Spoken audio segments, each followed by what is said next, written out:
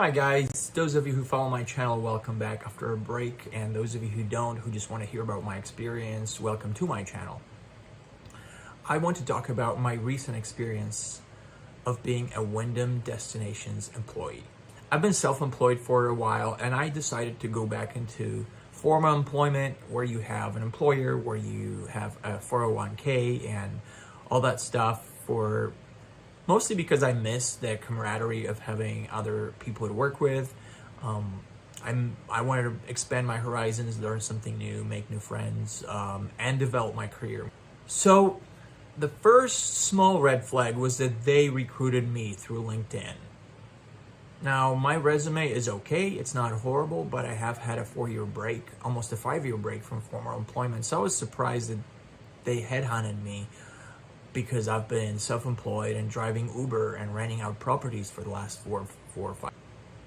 But of course, it appealed to my ego because I was thinking, oh wow, they want me to work for them. I don't even have to ask them for a job. But I'm old enough to know that that could be a red flag, because why would they want me? I'm not that special. There are people who have way better skills than I do. But anyway, so they actually emailed me twice. The first time I ignored it. The second time I looked at the job offer, and it never said, the job offer never contained the word timeshare in it. It only said that you would be a sales rep and you would need to get your real estate license. You would be selling vacation ownership. So I decided to interview for them. The interview was the second flag. I got there, waited in the lobby. This woman came over to get me, and I was expecting to be taken to a room, sat down, and have an interview like you would at a normal job. Instead, she introduced me to this guy, and let's call him Bob. And she said, "Oh, Bob is our VP, and I'll be right back." And I'm like, okay, fine. So I'm talking to Bob, and Bob is, a kind of cool looking guy, handsome guy, charismatic, and he takes me to a conference room, not an interview room, a conference room with a screen and several chairs. And he just kind of has a chat with me, and he has a regular conversation with me, not a job interview, just a chat. Like, so tell me a little bit about yourself. I suppose it was a form of an interview, but we were standing up. We never sat down, and that's fine. I'm fine. I'm fine with being informal. And so we're just having this chat, and he's asking me questions like, do you like to go on vacations? How would you like to make a lot of money?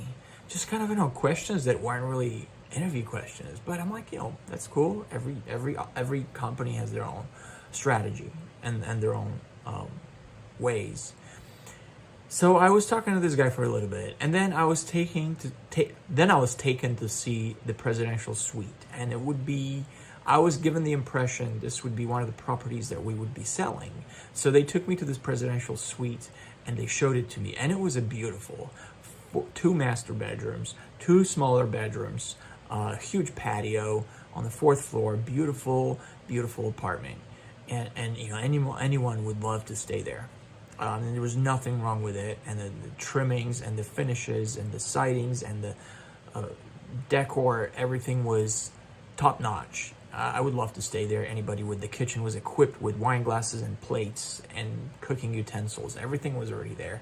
It was like a dream place to stay. So they showed me that place, and they said you would be taking your customers on tours, and you would be touring the facility. You would be showing this to them every time you have a tour. And I thought, wow, so selling these properties will be really easy if I have this wonderful model tour. I mean, who wouldn't want to buy that? So yeah, and then I spoke to this guy Bob a little more, again, in a very informal way, and they said they would let me know. So 2 days later, of course, I was hired, and I kind of knew I would be. I told my mom about this, and I said, I interviewed for this job. And she goes, what's the job? I said, oh, it's selling vacation properties. She goes, it's not timeshares, is it? I said, I don't know. I don't think so. They never said it's timeshares. She goes, oh my God, I bet you it's timeshares. Oh my God, get out of there. Get out of there. You got to be so careful. It's not for you. It's not for you, Jake. It's immoral. Get out of there. I'm like, Mom, chill out. It's different. It's not what you think. It's, you are getting great value. You're not actually buying a timeshare. You're buying points. And at that time, that's all I knew. I didn't really know that much about the industry. Anyway, so 2 days later, of course, I got the job, and the training began on Monday. I went to the training. So there was, let's see, 1, 2, 3, 4, 5, 6, 7. There was 7 of us in the class. There were 7 people starting. Our teacher, let's call her, and of course I'm not using real names. So let's call her Deborah. So Deborah was very professional and very good at her job. She gave us a week's worth of training. In the training, we learned sales tactics. We learned how to overcome objections. We learned a little bit about the product. But mostly we learned their strategy. They have what's called their sales process for the tour guides includes 10 steps. So first of all, we were not allowed to close on deals because we're not licensed realtors. We were only to be employed as tour guides. And tour guides, our job was to greet the customer, welcome them to Wyndham, and do a discovery with them. So they would go to a slideshow presentation first, and then we would take them to a table, sit down with them, and try to talk them into buying essentially a timeshare. But the way it works is they're not buying a timeshare at a particular property, they're buying points. So let's say they can buy 30,000 points, and this 30,000 points could buy them maybe a week at a really nice resort, or let's say 2 weeks, just for the sake of illustration. Later I found out it's not that easy and it's not that simple. Okay, so this training taught us these 10 steps, and each day we kind of learned the new step, and we had to role play them with our fellow co-workers or people who were in the classroom, and we had to write our own presentation based on some of the slides that we saw, and answer questions.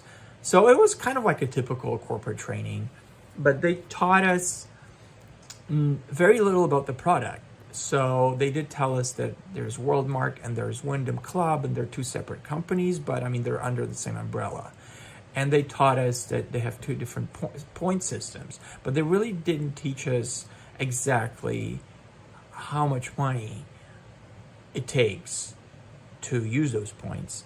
And they didn't teach us anything about the fact that those points may not be available at the time that the customer wants to go on vacation.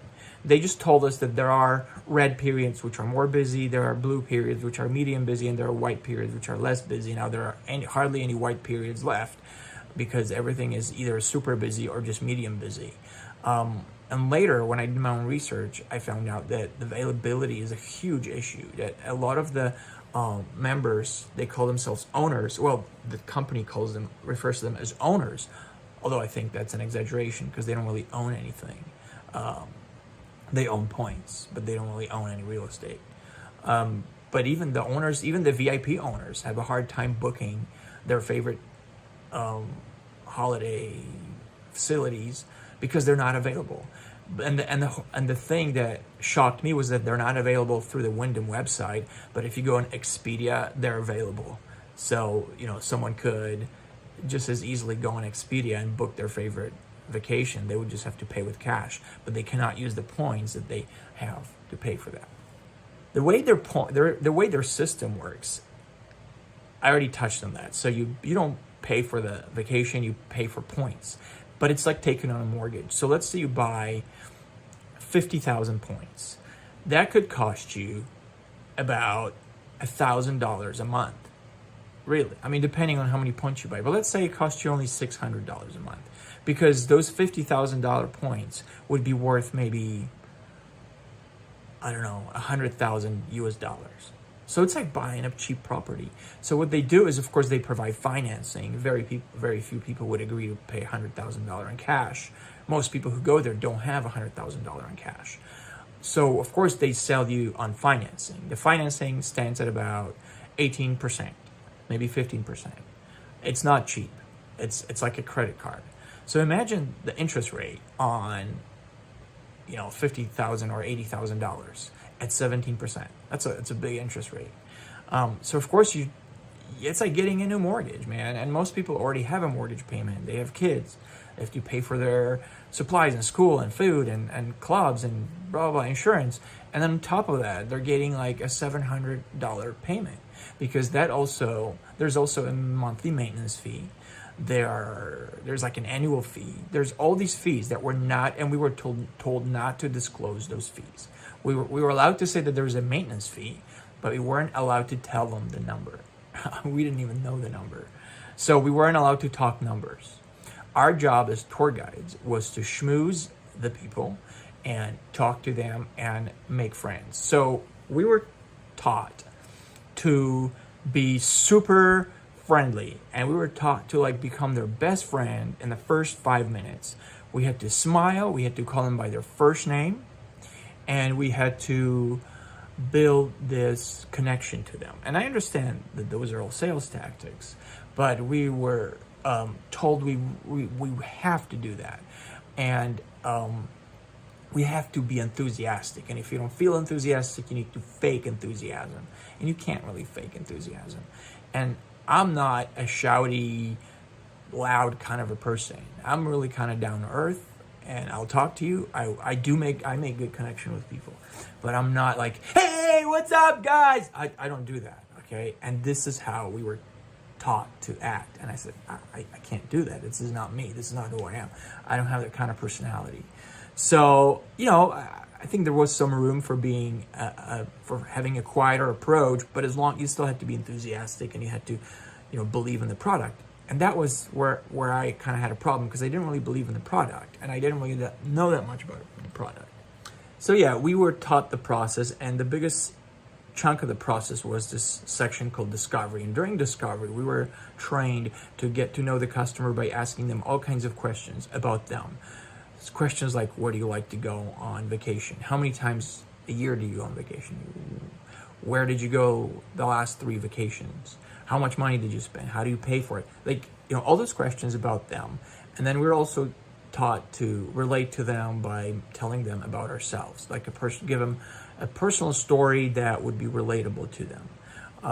Something to like create a connection, so that their guard would be down. The point was to bring their guard down, because the people who come to these presentations, they are bribed to be there. They don't really want to be there.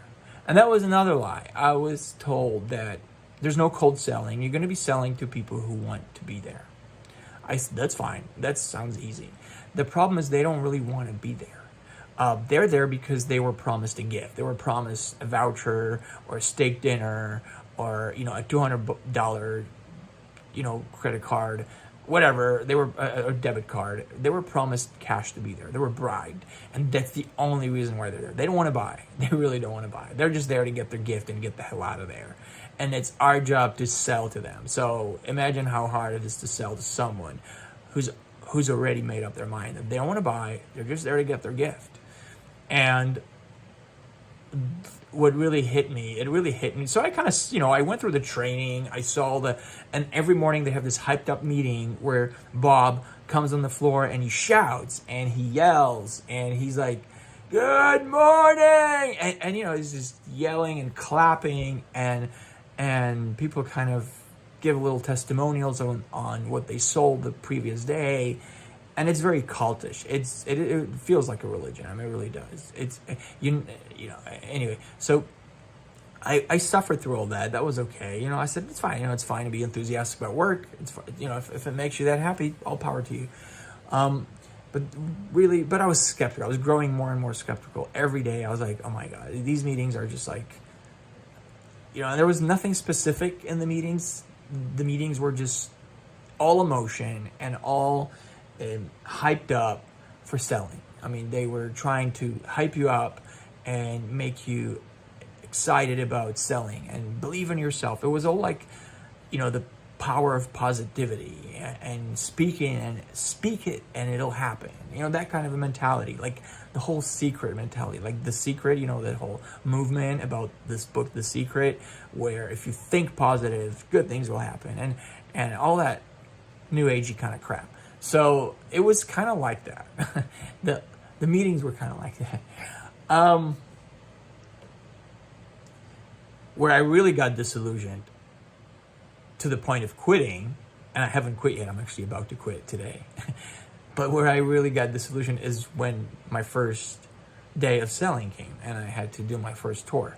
So you take a tour, and by that, it just doesn't mean a tour of people. It sounds like you're doing a tour, like you're a tour guide. No, you basically take a couple or a single person who's there for the presentation. And you welcome them, you greet them, they go to the slideshow presentation, you wait outside the room. When they're done with the presentation, you bring them to your table, you sit down with them, and you do what it's called a discovery. So you talk to them about, I explained earlier, you talk to them about themselves and what they want to do, then you show them the presidential suite, then you come back, and then you try to close. So you try to, make them commit to buying points. Now, they're most likely to say no, so that's when you say, just hang on a second, the meeting's not over yet. Let me just go get my manager and see if he can do anything for you. So you go get the manager, and then the manager tries to do a hard sell. So the manager is, the person's already been kind of interrogated and interviewed by me, and they don't want to buy, they want to go home. But then the manager comes in, and the manager says, look, and the manager is actually allowed to talk price. I'm not allowed to talk numbers. The manager is allowed to talk numbers. So the manager will say, look, 10,000 points. It's, $370 per point. Blah, blah, blah. This would cost you this much if you bought 20,000 points. But we have a special deal for you. Today, you can get it at a discounted price of $2 per point. So, so why bother telling them that it's $375 per point if you're willing to sell it at $2 per point? Just sell it at $2 per point. I know it's a sales tactic, but I don't know, it's kind of deceptive. So then the manager will badger them for another 40 minutes or so, unless they really want to go. And then if they still say no to my manager, then we have the exit survey. And the exit survey is another attempt to sell them something. It's not selling them the same package. It's selling them like a trial package, I believe. Like they could buy points just for 2 years, just to use them and see if they like it. And it's a lot fewer points for a lot less money, but it's still a sale. So this exit survey is just a final sales attempt. So only after that they get to go home. And from my reviews online, it's not as bad as it used to be, because people testify they used to have to sit through a 4-hour presentation. And I mean, the whole process took 4 hours. The slide presentation plus the badgering from salespeople took like 3, 4, 5 hours. We don't do that over here, but it does take about between 1 and 2 hours, I would say. I mean, some people leave within an hour because they're very firm, and I will say we don't push them that much. I mean, again, I only did it for 2 days, so I personally didn't push them that much. But I did see other managers they just would not let the person leave. They would like sit at the table, leave, come back to the table, leave, come back to the table. It's like playing a game. It's like just getting them to buy, trying to get them to buy. And some people just can't afford to buy. And some people don't want to buy because it's not for them. What really drove the nail to the coffin for me was after those 2 days of hard selling where I felt so uncomfortable, I started reading the reviews online. And oh my God, the reviews online are crazy. I'm going to put some slides. So first of all, the average rating is 1.1 stars out of 5. 1.1. And many of the reviews said they would give a 0 star if there was such an option, but there isn't. But let me just read you some reviews. I just went to a tour to get the free points and free nights. Boy, what a pressure deal. You go from one man to the next, each one trying to be more intimidating than the next. I had no intention of buying anything and told them that when I arrived. It did not stop them from trying to get me for $100,000. Yes, you read that right. Insanity. Okay, I signed up for it. I did not sign up for man number 2, Brian, at the Branson office. That's Branson, Missouri. Wyndham has a big office there. Insinuating I was stupid for not buying it, hateful for not listening to his spiel, and bitter because I have never had a good experience with travel clubs. He was red in the face and near shouting in my face, so much so that the man number 2 backed off. and I am sure he was shocked. This man has no business working with the public. He is a disgrace, and I plan to tell this everywhere. I am a Wyndham Rewards member and credit card holder and have considered tearing up the card and never staying there again because of his treatment of a customer. Okay, so that's one review. Of course, it's a one-star review. Another review. Learn from my experience and do not do business with Wyndham. The sales staff are all lying, money-hungry leeches. They will tell you anything to make a sale. Yeah. Truth is irrelevant to them, and none of them understand what no means. That's true. We are specifically told not to accept a no for an answer. We're supposed to ignore it and just get around it. Here are some of the lies they told me. This is an investment property. It is not. There is no value or real property. Wyndham is exclusive. False. You can buy points online and use them just like owners do. Our kids could benefit from the timeshare after we die. Technically, yes, but they did not tell me that the kids would have to pay the maintenance fees that always go up. That is true. You can inherit Wyndham points. You can leave them to your kids when you're old and when you die. But the kids then are stuck with all the maintenance fees and all the fees that comes with being an owner. Another thing they were told, this is the review, with RCI is an affiliated, it's a different company, but it kind of works together with Wyndham, if I understand it correctly. It's like under the same umbrella. With RCI, we could book, and RCI has international properties, not just in America. With RCI, we could book 7-day vacations for a total of $149. Nope. That was never a real offer. The minimum price is $289. Fake one-time deals. The salesman said if we came back the next day, our package would be almost $10,000 more. Do not go to owner updates either. Those are also high-pressure sales meetings to make you upgrade. Oddly enough, they always offer one-time deals. Don't let them make a fool out of you and stick you with thousands in debt. I could go on with these reviews, and those reviews they're recent. They're like April this year. One is from May this year. The first one I read, the most recent review is from May 26th of this year. I'm making this on June 1st. So the latest review was put up a week ago. So, and this is Consumer Affairs. I'll put up some slides. I mean, it is just incredibly deceitful. And there are hundreds of reviews, thousands of reviews like that. I just read you 3 or 2. There are thousands. Go in Consumer Affairs and Google Wyndham reviews. And oh my God, some of them are so shocking. I feel so bad. Like, some of them made me cry. I mean, some of them people are like, it ruined our credit. It put us in debt. We had to file for bankruptcy because we couldn't get out of it. A customer has 5 days to rescind on the contract. Of course, we're told don't tell them that they can cancel. We are told not to tell them about it because we don't want them to cancel. Because if they cancel, the sales rep doesn't get the commission.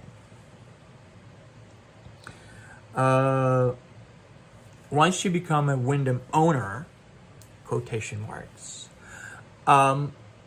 that's not the end of the journey. They will try to get you back to the office to upgrade your package. And it will happen like every year, more than once a year. They'll try to get you back because they want you to upgrade your package. By upgrading your package, it means spending more money, buying more points, and spending another $20,000, $30,000, adding to your debt. And from reading those reviews and watching people online, this doesn't really give you much benefit. It gives you a little more points, a few more points, but a lot of people are still having a hard time booking their property, booking where they want to go because it's just booked. It's overbooked. So I feel like they don't have enough inventory because it seems like all those people who have like even VIP status cannot get enough time. They cannot, and they're booking 12 months in advance and they still cannot get the booking. There's no availability. So I don't know, it just sounds like one big scam, man. And I'll tell you another story I have to tell you. So Bob, who would always do the morning meeting, and he would always tell us stories, and he sometimes would get tearful. Those meetings are very emotional. They're very manipulative. Manipulative.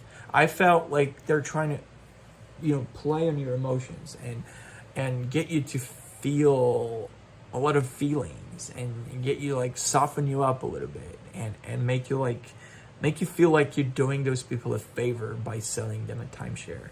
So one of the stories that we were told was that there was a couple on the brink of divorce, and the husband accepted an invitation to our presentation because he just wanted to get $200. He was like desperate, and he just like, look, oh no, it was a free cruise. He wanted a free cruise, and so he accepted the invitation to a presentation. But he was told that he was asked if he was married. He goes like, well, legally we're still married, but we're going through a divorce.